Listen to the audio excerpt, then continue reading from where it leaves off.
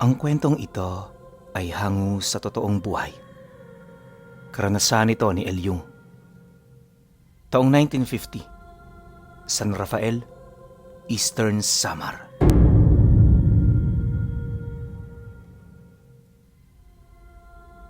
Lumaking isang pangkaraniwang magsasaka sa San Rafael ang pamilya ni Elyong. Bata pa lamang siya, namulat na siya sa realidad ng buhay. Hindi madaling kumita ng pera at kung hindi ka kikilos, wala kang mapapala. Dahil dito, araw-araw siyang kayod kalabaw para lamang may maiambag sa pamilya. Yung tatay niya kasi, napakasigurista, tipong ipapakain na lang sa kanila, maniniguro pa. Madalas din ito kung mangupit, kaya yung nakalaan ng nanay niya para sa kanilang magkakapatid, hindi noon magkasya. Isipin ninyo, lingguhan ng sahod sa sakahan, pero Miyerkules pa lang walang-wala na sila. Ultimo pambili ng asin. Nangungonsumisyon pa kung saan ito hahagilapin. Dahil dito, sa edad niyang 14 anyos, tumulong na rin siya sa bundok. Kasakasama niya noon ang iilan sa kanyang mga nakababata na hindi rin pinalad kagaya niya. Kung susumahin, maayos naman magtrabaho ang grupo pinuno. Pero syempre, dahil sa mga bata pa sila, kailangan nilang pagtiyagaan ng tapyas na kita. Yun kasi ang napagkasunduan nila sa may-ari para lamang makapasok sa sakahan. Di man patas kung iisipin, mas mainam na ito, alang-alang sa kanilang pamilyang naghihintay sa bunga ng kanilang trabaho. Awa naman ng Diyos, magmula noong nakapagsimula sila, medyo guminhawa na rin ang kanilang mga buhay kahit papaano. Yung mga kapatid niya, hindi na nalilipasan ng gutom kahit madalang na lamang umuwi ang kanilang ama. Ikinatuwa naman ito ng nanay niya, lalo pat aminado ito na malaki ang naitutulong niya para sa kanyang pamilya. Lumipas ang isang buwang pagtatrabaho sa palayan. Wala namang nangyaring kakaiba. Kahit mga bata pa sila, unti-unti nilang nakuha ang atensyon ng may-ari ng lupa hanggang sa dumating ang araw na bigla na lamang sila nitong ipinatawag. Ayon kay Elyong, kasagsagan ng pag-aararo nila noon sa palayan nang biglang dumating ang dalawa nitong tauhan na nag-abiso sa kanilang pumunta sa bahay ng amo nila pagsapit ng tanghali. Nang marinig naman nila ang sinabi nito, hindi naman nila maiwasang mag-usap-usap ukol dito. Yung dalawa, hindi mapigilang mabahala, habang yung iba naman, bakas sa kanilang mga muka ang tuwa na animoy merong naghihintay sa kanilang magandang balita. Nang mapansin naman ito ni Elyong, ipinagpatuloy lang naman niya ang kanyang ginagawa habang inaabisuhan ng mga ito ukol sa kanyang mga naiisip. Huwag na muna kayo magbunyi. Ang mas maganda, hintayin na lang natin ang sasabihin sa atin. Mahirap umasa, kaya ayoko mabigo tayo. Pero ano man ang iniisip ninyo, may posibilidad yan. Sa ngayon, mas mainam na tapusin na muna natin ang ating mga nasimulan. Matapos naman niyang magsalita, agad naman nilang itinuloy ang kanilang mga ginagawa. Kalaunan, pagpatak ng tanghali, habang abala sa pagkain ng kanilang mga kasama, minabuti naman nilang tumungo sa bahay ng amo nila. Malapit lang naman yun sa palayan, kaya kung hindi sila roon magtatagal, makakabalik agad sila ng nasa oras pa ng pamamahinga. Ilang minuto pa ang lumipas. Pagdating nila sa bahay nito, tumambad kagad sa kanila ang lalaki na isa sa mga katiwala ng may-ari. Pagpasok naman nila sa loob ng bahay, nadatnan nila itong nakaupo sa kutsyon, matyagang naghihintay. Pagsilay naman ito sa kanila, dali-dali naman itong napatayo, kasabay ng pag-abiso sa kanilang grupo na huwag mahihiyang umupo sa mga muebles na nasa harapan. Dahil sa sinabi nito, tahimik lang naman silang sumunod, pilit na naghihintay sa kung ano man ang sasabihin nito sa kanila. Sa mga sandaling yun pinuno, lahat sila nakakaramdam na ng kaba at takot buhat sa mga salitang maririnig nila. Nang mapansin naman ito ng may-ari, agad naman sila nitong pinayuhan na huwag kabahan dahil hindi masamang balita ang kanyang dala. Katunayan, papabor ito sa kanilang magkakasama, kaya mas mainam na pakinggan nila ang bawat detalyeng sasabihin nito. Pasensya na kayo kung biglaan ang pagpapatawag ko. Alam niyo kasi marami rin akong ginagawa at naisingit ko lang to dahil importante. Marahil nagtataka kayo kung bakit sa dinami-dami niyo, kayo ang pinili ko. Abay kung di niyo ako tatanungin, humahanga ako sa mga batang katulad ninyo. Meron sana akong pabor na ipapagawa kung gusto ninyo. Malaki ang kapalit nito, kaya pag-isipan niyo ng mabuti. Sa lupain kong ito, may isang parte na pinaglibingan noon ng tatay ko ng isang antigong baul. Kaharap lang ito ng bahay namin, kaya kung magsisipag kayo, mahanap nyo ito. Naglalaman nyo ng mga sinaunang gamit ng kalulololohan ko. Gusto ko sanang hanapin nyo yon at pag nakuha nyo na, ibigay nyo sa akin. At bilang ganti naman, papipiliin ko kayo ng magiging premyo ninyo. Pwedeng lupa, sakahan, hayop, pera, basta kayo na magdedesisyon. Dagdag pa ng may-ari na mahalaga sa kanya ang mga bagay na yon dahil naniniwala siyang swerte ito sa kanilang hanap buhay. Ang problema, kahit gusto niyang personal itong hanapin, alam niyang hindi niya ito magagawa.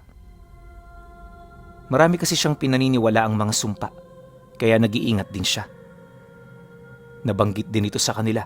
Marami nang inutusan niya noong maghanap pero pawang kabiguan lang ang nalalasap ng mga ito. Malimit din niya itong ipagawa sa mga baguhan upang mabigyan nito ng pagkakataon na makapagbagong buhay nang hindi na dumaraan sa mahirap na daan. Matapos naman itong marinig nila Elyong, hindi naman sila nagdalawang isip na sumang-ayon. Base kasi sa sinabi nito, hindi basta-basta ang halaga ng kanilang matatanggap. Lalo na kung magagawa nila ng maayos ang plano. Pagsang-ayon naman nila sa nais ng may-ari, agad naman sila nitong inabisuhan na huwag nang magtrabaho sa palayan. Mas mainam kasing mapagtuunan nila ng atensyon ang kanilang gagawin upang magkaroon sila ng ideya kung saan sila magsisimula. Pagtatapat pa nito na, kahit hindi na sila tumutulong, matatanggap pa rin nila ng buo ang dati nilang bayad sa pagsasaka. Hiwalay yun sa kanilang sweldo sa paghahanap ng baul. Nang marinig naman nila ang sinabi ng may-ari, dito na sila nagsimulang magbunyi. Tuwang-tuwa noon ang magkakasama na parabang sigurado na silang mahahanap nila ito. Hindi nagtagal, wala na itong naging mga tanong sa may-ari ng sakahan. Si Elyong noon, imbis na makipag-usap pa sa may-ari, sapilitan siyang pinatahimik ng mga kaibigan niya sa takot na baka magbago ang isip nito. Subalit lingid sa kanilang kaalaman na ang pagkakaroon ng kulang na detalye sa kanilang gagawing trabaho ay isang napakalaking pagkakamali. Pag-alis naman nila sa bahay nito, doon na nila ipinagpatuloy ang kanilang pag-uusap. Tatlo sa kanila ang sinisisi siya, gawa ng pakiramdam ng mga ito, nagpapakitang gilas siya sa harapan ng kanilang amo. Siyempre, agad naman niyang dinipensahan ang kanyang sarili, gawa ng aminado naman siyang hindi yun ang kanyang iniisip. Makalipas pa ang ilang minuto nilang pag-uusap, mahinahon naman niyang inilahad ang tungkol sa mga bagay na kinakailangan nilang malaman. Pagrarason pa niya na, obligado silang malaman ng baul at kung papaano ito nalagay sa ganoong sitwasyon upang hindi sila mapahamak. Ngunit nang marinig ito ng isa sa mga kasama niyang hindi nag-iisip, di nito maiwasang pagtawanan siya. At ano namang peligro ang sinasabi mo, Elyong? Maghuhukay lang tayo dito sa palayan. Hindi tayo maghahanap ng rebelde sa bundok. Tsaka isa pa, nasa harapan lang natin ang bahay ng ating amo. Alam mo kung anong peligro na naiisip mo? Yung problema natin sa mga ahas na nakatira rito. Huwag ka na mag-isip ng kung ano-ano. Pinapagulo mo lang ang sitwasyon eh. Nang marinig naman niya ang sinabi nito, hindi na siya umimik. Pagbalik niya sa kanilang pwesto, nagpahinga na sila buong maghapon. Bago sila umuwi, binigyan sila ng dobleng sahod ng kanilang amo. Siyempre, tuwang-tuwa naman ang lahat, gawa ng hindi nila yun inaasahan. Dala naman ng tuwa buhat sa kanilang mga nakuha. Sa sentro pa lang ng bayan nagkahiwa-hiwalay na sila. Yung mga kasama niya, diretsong pumanhik sa mga pamilihan, habang siya naman matamlay na umuwi. Kahit kasi pabor sa kanilang trabahong ibinigay ng may-ari, hindi niya maiwasang magtaka at mabahala. Sa isip-isip noon ni Elyong, matalino ang taong yon, kaya hindi ito magwawaldas ng pera sa mga kagaya nila. Dagdag pa niya na, anuman ang laman ng baul, naniniwala siyang mas mahalaga ito kumpara sa mga ibibigay nitong pabuya. Dahil sa hindi siya noon mapakali, pagka-uwi naman niya agad niyang ibinigay ang pera sa kanyang ina, sabay tungo sa bahay ng lolo niyang nasa malapit. Pagpasok niya rito, nadatnan niyang mag-asawang kumakain ng bibingka habang nagsusulsi ng damit. Nang masipat naman siya ng lolo niya, dali-dali naman siya nitong pinalapit habang inaabutan ng makakain. Sa loob ng ilang minuto nilang pag-uusap, pawang kumustahan lang naman ang nangyari. Hanggang sa dito na niya naisingit ang tungkol sa bago nilang trabahong gagawin. Nang marinig naman ito ng matanda, bigla naman itong natigilan na parabang may kung anong bagay ang sumagi sa isip nito. Dala naman ng pagtataka ni Elyong, dito niya na yun sinimulang kausapin ukol sa mga bagay na nalalaman nito. Noong una, halos hindi pa yun naniniwala sa kanya. Pero nang unti-unti nang bumaba ang nararamdaman nitong pagkabahala, dito na ito nagsimulang magsalita. Ayon sa lolo niya, ang baul na pinapahanap ng may-ari ay ang sisidla ng mga sumpa at dasal na ibinaon sa lugar. Noong panahon kasi ng Kastila, tahanan ng lugar na iyon ng isang tanyag na albularyo sa lugar ng San Rafael. Marami ang humahanga rito dahil sa pagpapamalas nito ng hindi kapani-paniwalang milagro. Likas na rin sa pamilya ang pagkakaroon ng malawak na lupa, kaya habang nanggagamot ito, nanghihikayat din ito ng mga tao na manilbihan sa ilalim niya. Napakabuti ng matanda na halos umabot na sa puntong wala na itong kinikita sa mga ari-arian niyang pinapatakbo. Naging pabor naman yun sa mga tao, kaya halos pamilya na rin ang turing nito sa kanila. Subalit, nung magdalang taong nag-iisa nitong anak na babae, dito na nagsimula ang kanilang kalbaryo. Sa mga unang buwan ng pagdadalang tao nito, walang sawa silang sinalakay ng mga kalabang aswang ng manggagamot. Akala nung matanda kakayanin niyang kalabanin ng mga ito sa loob ng ilang buwan. Pero 6 na buwan pa lamang ang nakakalipas, lahat ng mga karga niya at nakabaong pangontra, unti-unti nang nagkakaroon ng lason. Yung iba kusa na ring namatay dahil sa walang patid na pagsalakay ng mga nilalang. Napapansin na rin niyang karamihan sa kanyang mga karga, unti-unti nang nawawala ng bisa. Ang altar niyang punong-puno ng mga pangontra, isa-isa nang nalalason hanggang sa dumating na ang pagkakataon na ang tanging masasandigan na lang niya ay ang mutyang napapaloob sa kanyang katawan. Sa estado naman ng kanyang anak, walang araw na hindi ito nahihirapan kahit marami na ang mga albularyong nagtutulong-tulong.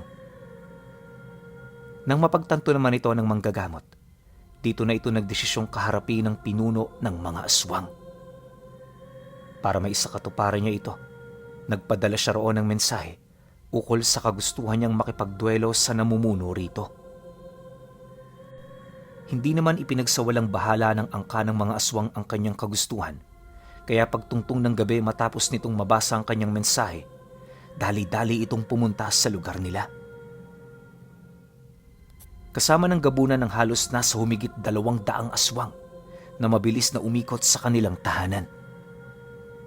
Nang mapansin naman ito ng albularyo, agad naman itong lumabas ng nag-iisa. Pagharap niya sa nilalang, bumungad sa kanya ang kakaiba nitong itsura. Sa tinagal-tagal na niya sa larangan, aminado siyang ito ang unang pagkakataon na makasilay siya ng ganon. Nakakabahala man Kahit mukhang demonyo ang kanyang kaharap, hindi niya piniling umatras. Bago ito magtulong sa kanilang duelo, nagkaroon sila ng kasunduan ukol sa premyo ng mananalo. Ang nais noon ng albularyo, wag nang gambalain ang kanilang pamilya at kung maaari, protektahan din sila nito sa ibang angkan. Nang marinig naman yun ng gabunan, agad naman itong sumang-ayon sa kanyang nais na siya namang lubos nitong ikinagulat. Bayag ako. Magagamit mo ang kabuuan ng puwersa namin kung sakali mang may sumalakay dito sa inyong ibang lahi. Pero manggagamot, kapag ako ang nanalo, sisingitan ko ng suplingan tiyan ng anak mo. Sa kanyang kapanganakan, iluluwal din ang sarili kong dugo. Hihigupin ito ang buhay ng isa at mamamatay siya sa proseso. Ngayon manggagamot, tatanungin kita.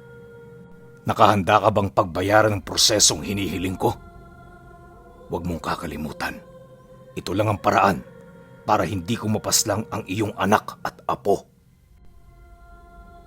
Matapos naman itong mailahad ng gabunan, walang nagawa ang albularyo. Kahit dehado nakipaglaban ito at pagkatapos ng kanilang pagtutuos, kabiguan ang tinamasa niya. Ilang buwan pa ang lumipas, nagdalang tao ng kambal ang kanyang anak.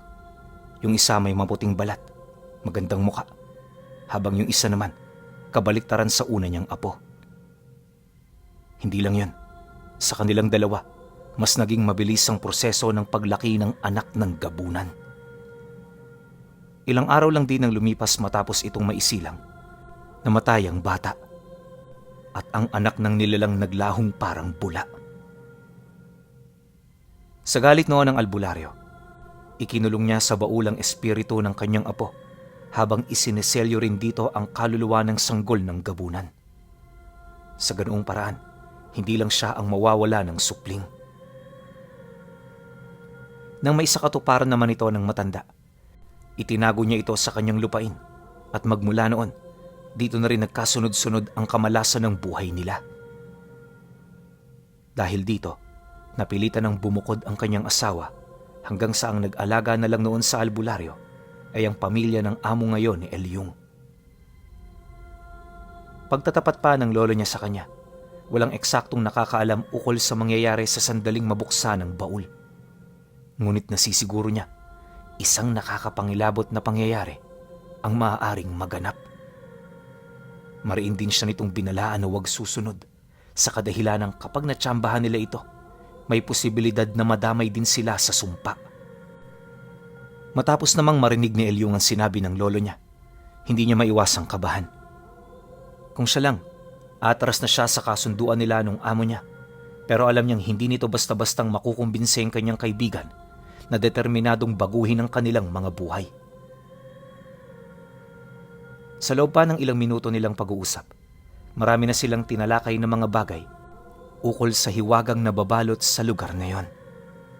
Paulit-ulit na rin siya nitong inabisuhan na umalis na sa ganoong trabaho, pero alam niyang hindi ito magiging madali para sa kanya. Bukod kasi sa doon nakasalalay ang pagkain ng kanyang pamilya, aminado rin siyang wala na silang malilipatang iba sa sandaling mawalan pa siya ng trabaho. Ang ganoong rason ang nag-udyok sa kanya para tutulan ng kagustuhan nitong mangyari. Lumipas pa ang mga araw, nagpatuloy ang kanilang paghahanap sa baul. Kung dati, lingguhan ang kanilang sahod, sa mga sandaling yon araw-araw na. Yung kinikita rin nila ng isang linggo, nakukuha na nila ng kalahating araw. Di lang yon, sagana rin sila sa pagkain, sa puntong may naiuuwi pa sila sa kanilang pamilya. Dahil sa labis-labis na pang-iengganyo ng kanilang amo, tuluyan na ngang nakalimutan ni Elyung ang mga payo ng kanyang lolo. Lumipas pa ang linggo, marami na silang nasuyod na parte ng palayan na halos umabot na ng ilang kilometro. Ginagabi na rin sila noon sa paghuhukay, mahanap lamang ang baul na tinutukoy nito. Ngunit, habang papalapit na sila sa pinakadulong bahagi, dito na unti-unting may napansing kakaiba si Elyung kapag sumasapit ang dapit hapon. Hindi siya sigurado pero Ayon sa kanya, parang may nagmamasid sa kanila mula sa malayo. Ilang beses na rin niya yung nasilayan, kaso lang hindi niya nagagawang makita ng maigi ang mismong mukha ng nilalang. Lumipas pa ang 2 buwan. Hindi na siya nito tinantanan. Hindi niya mawari pero pakiramdam niya, meron itong mensaheng gustong ipaabot sa kanila. Inakala rin niyang malalaman niya ang lihim ng nilalang bago nila madiskubre ang baul, pero nagkamali siya. Sa kadahilan ng 2 araw pa ang dumaan, pagkatapos ng unang linggo ng 3 buwan, natuklasan na nila ang parte ng palayan kung saan ito nakalibing. Mga kaibigan niya ang nakadiskubre sa baul, kaya nang may ahon ito ng grupo, dali-dali silang kumaripas ng takbo patungo sa bahay ng kanilang amo. Nang mapansin naman ito ni Elyong, agad naman siyang sumunod hanggang sa nakarinig siya ng malakas na pag-angil sa kanyang likuran. Dala naman ng kuryosidad, agad naman siyang napalingon at dito na nga niya nakita ang isang batang babaeng nakasuot ng napakaruming puting saya. Meron itong mahabang buhok tapos napakalapad ng noo nito. May mga matutulis din itong ngipin at meron itong gilagid na kasing itim ng uling. Mahaba rin ang dila ng nilalang na may hahalin tulad mo sa dila ng bayawak. Dagdag pa niya na nangingitim din ang mga daliri nito tapos kulukulubot na ang balat. Ayon pa kay Elyong, na noong mga sandaling nagkatitigan sila, nakita niya itong ngumisi bago ito maglaho sa kadiliman. Maya-maya pa, nang bumalik na sa normal ang kanyang ulirat, napansin niya ang mga kaibigan niya na malapit na sa bahay ng kanilang amo. Siyempre, agad naman niyang sinundan ng mga ito hanggang sa makuha na nung lalaki ang baul na kanilang nadiskubre. Sa halip di nabuksan ito sa kanilang harapan, diretso itong ipinasok ng may-ari sa loob ng isang pribadong silid. Pagkatapos nun, inabisuhan sila nitong bumalik kinabukasan, ngunit hindi sila pumayag. Dala naman ang pangungulit ng kanyang mga kasama, walang nagawa ang amo nila kundi sumunod sa kasunduan. Habang nag-uusap-usap sila, hindi naman niya maiwasang mapatanong ukol sa nilalaman ng baul. Nagbabaka sakali kasi siyang may malalaman siya rito pero napansin niyang tila bang naging masikreto na ang kanilang amo. Dahil dito, lakas loob naman siyang nagtanong ng mga bagay na ikinagulat nito. Mawalang galang na ho, pero bakit niyo naman sa amin itatago ang laman yan? May mga bagay ba kayong ayaw sa aming ibunyag? Kagaya ng katawan ng batang nakakulong sa loob niyan? Hindi naman ho kami magsusumbong eh. Paalala ko lang rin ho, kakampi niyo kami. Nang marinig naman ito ng may-ari, imbis na matuwa ito, bigla na lamang yung nagmumumura. Paulit-ulit din sila nitong tinanong kung binuksan na ba nila ang baul, ngunit dinipensahan naman ito ng kanyang mga kasama. Kalaunan, nang mapansin nilang parang wala na sa sarili ang lalaki, dito na sila nagdesisyong umalis. Minabuti na rin nila noong bumalik kinabukasan, lalo pat pagod na rin ang bawat isa sa kanila. Habang binabagtas naman nila ang daan, di naman maiwasan ng kanyang mga kasama na maglahad ng sama ng loob ukol sa ginawa niya. Masakit man ito para kay Elyong pero tinanggap niya ito ng labag sa kanyang kalooban. Ibinahagi rin niya sa mga ito ang kanyang dahilan sa pagbabaka sakaling mauunawaan ito ang kanyang mga naging kilos. Ang problema, kahit anong paliwanag niya, walang naniwala. Hindi nagtagal, nang medyo naaalibadbara na rin siya, pinili na lamang niyang manahimik. Sa pagsapit naman ng sumunod na araw, maaga pa silang bumisita sa bahay nito. Lahat kasi sila, aminadong hindi na makapaghintay sa premyong bunga ng kanilang pagpapagal. Pagdating nila sa bahay ng kanilang amo, nadatnan nila itong nagkakape sa labas ng bahay kasama ang mga anak nito. Sa unang tingin, wala naman doong kakaiba. Pero pagsilay niya sa mukha ng mga bata, laking gulat na lamang niya nang tumambad ang mukha ng nilalang na minsan niyang nakita sa palayan. Ilang minuto pa ang lumipas Napansin naman ng mga kasama niya ang tila bang hindi pagsagot ng amo nila sa kanilang mga katanungan. Makailang beses na rin nila itong inalog pero wala pa rin itong naging epekto. Ang mas nakakapagtaka pa sa lahat, napansin nilang hindi kumukurap ang mga mata nito. Dahil sa ganong akto ng kanilang amo, muntik-muntika na yung sapakin ng mga kaibigan niya. Inakala kasi ng mga ito na nakikipaglokohan lang yun sa kanila. Ang kaso lang nung akmang sasaktan na nila ang lalaki, dumating ang isa sa mga tauhan nitong naninirahan din sa bahay na yon. Paglapit naman ito sa kanilang grupo, bigla naman sila nitong hinila papalayo. Sabay sabi ng, Huwag niyong gagalawin yan. Kagabi pa yan ganyan. Hindi ko nga rin alam ang mga nangyayari. Pero lahat silang natutulog sa mga pangunahing silid ng bahay. Nadatnan ko silang tulala kaninang madaling araw pa. Mas mainam siguro kung tumawag na lang tayo ng albularyo. Nang marinig naman ni Elyong ang sinabi nito, lahat ng mga kaibigan niya hindi sumunod sa nais ng matanda. Dahil dito, napilitan naman siyang lumakad ng nag-iisa. Alam niya kasing hindi ordinaryo ang mga nangyayari, kaya hanggat wala pang nasasaktan, kinakailangan na niyang gumawa ng paraan. Subalit, pagbalik niya kasama ng albularyong kakilala nila, napansin niyang parang balisa ito at hindi makakilos. Hindi na rin ito nagtangkang pumasok sa loob ng bahay. Sa halip nagbigay ito sa kanya ng samut-saring dahilan para makatakas. Dagdag pa nito na hindi albularyo ang kailangan ng pamilyang yon, bagkus ay mga paring may kakayahang magpalayas ng demonyo.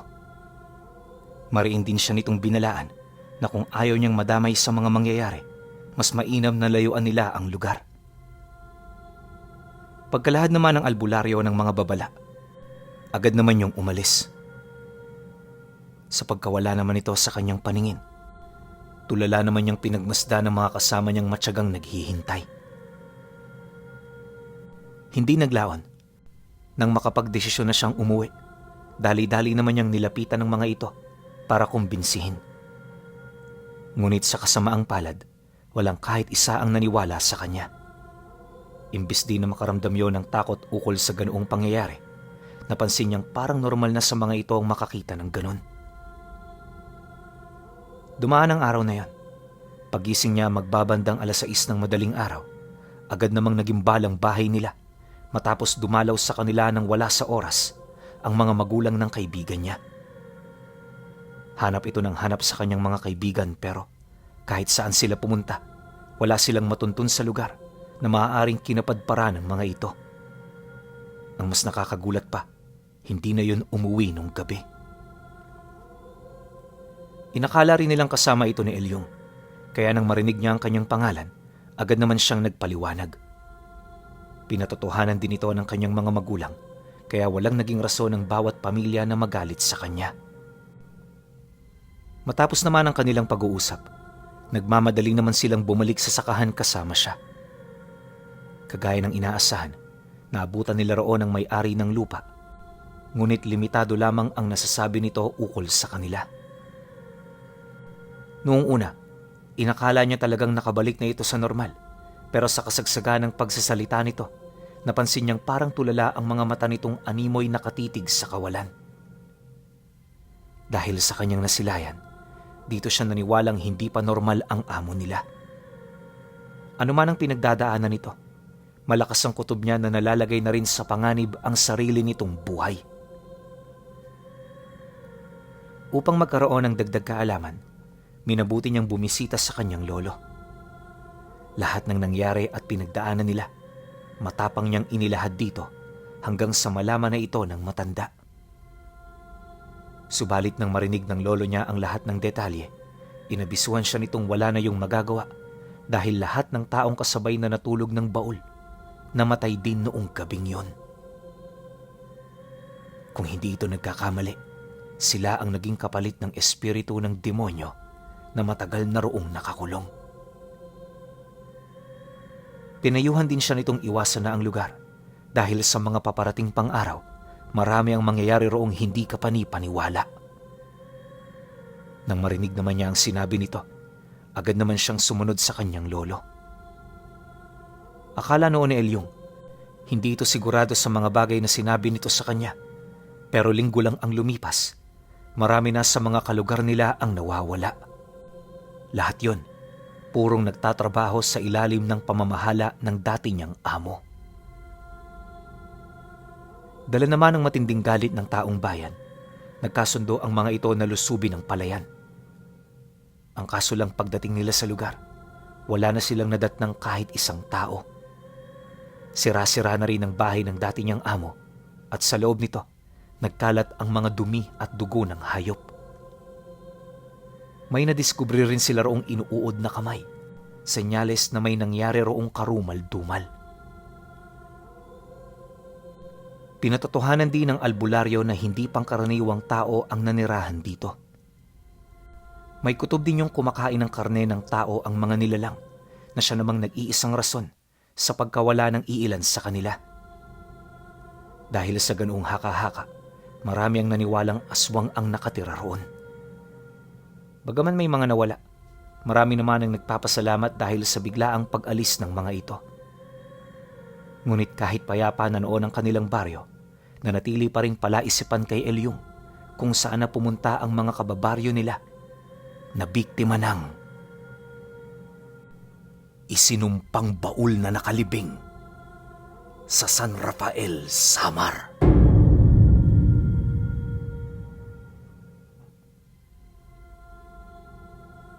Payo ko lang, yung mga nakatira sa San Rafael, doble ingat kayo. Salamat.